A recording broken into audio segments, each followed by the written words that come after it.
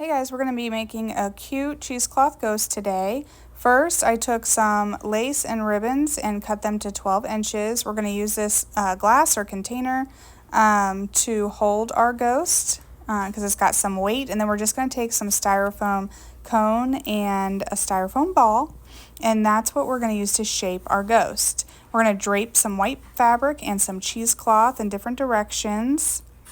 And then we're going to take this faux leather from Dollar Tree and use the egg from Springtime and use that as our template for eyes. And the glue I used was just hot glue, and then beside that Tite Bond. And then our bow dabra we're going to use with some bow wire in there. I like to do a loop on one end and two tails on the other.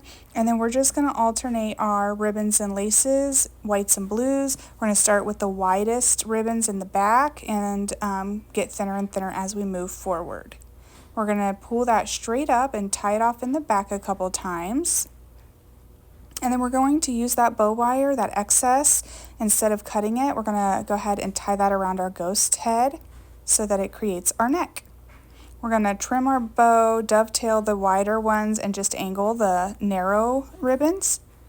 And then we're going to make it a cute little tag. I used this wooden tag that I already had, and I'm going to use some stamps after I paint it white and give that a dry. I'll use some stamps to add Boo Diva on here.